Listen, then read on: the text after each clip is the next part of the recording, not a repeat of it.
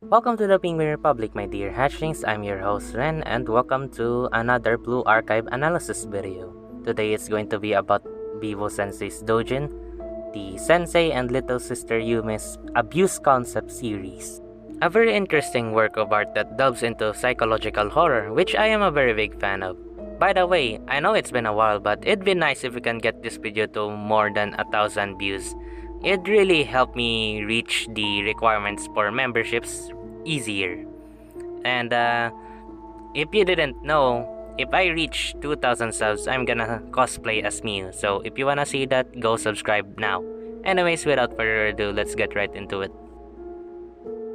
Starting off, if you didn't know who Vivo-sensei is, this person is an artist who is infamous for making artworks of a Blue Archive female sensei getting violated in any scenario possible.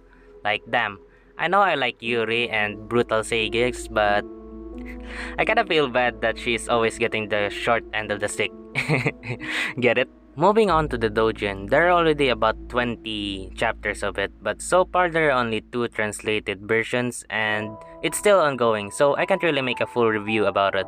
Anyways, just from the title alone, it already piqued my interest. Not because I love abuse, well, I kinda do, but that's not the point. I'm just a really huge fan of morally questionable stories in any form of medium, be it movies, TV shows, what have you. That's why I love The Boys so much. The tags of this doujin includes gore, sexual violence, and my favorite, the psychological genre. Because it has that one tag, I know it's gonna delve into the psychological aspects of said abuse in the series. So I got excited and ended up reading it. By the way, spoiler alert for those who haven't read it yet. The story starts off strong with graphic depictions of domestic abuse towards Utsu, the name of the femme sensei in this doujin. Fun fact, or not, the name Utsu means to hit, which is unfortunately true for this girl because she gets hit in a lot of ways, even sexually. So yeah, she was right in a sense that she was born to suffer. Utsu has a younger sister named Yume, and both of them are very close to each other despite not being blood related.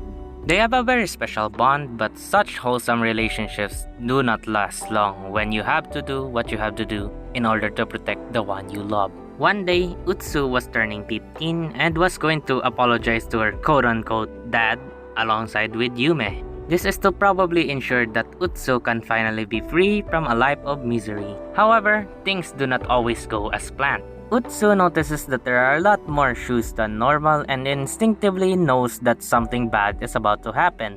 So she throws Yume outside of the house and locks the door. Her abusive dad shows up and is pissed off from the commotion. He asked who the other girl was, and his buddies answered that it must be Yume, with one of them commenting that Yume is sturdy and can be used however they want. Realizing that Yume could be targeted by these disgusting pedophiles, Utsu yells at Yume and tells her that she hated her all this time and that she can't stand looking at her and that she should disappear from her life. As a desperate attempt to make her leave, of course, because she wants to protect her. Yume, who was confused and shocked from the sudden outburst and negativity that Utsu showed her, caused her to break down and cut ties with her from that point on. The next page, we are shown a very brutal yet very hot depiction of sexual abuse towards Utsu. While I'd like to talk more about this doujin, I don't wanna spoil you guys any more of it because I do want you to read it for yourselves. All I have to say is that Utsu is now the sensei of Shale and seems to have found her happiness alongside the Abydos Foreclosure Task Force. But how long would that happiness last? How long before the horrors start to catch up towards Utsu sensei? It may be sooner than you think.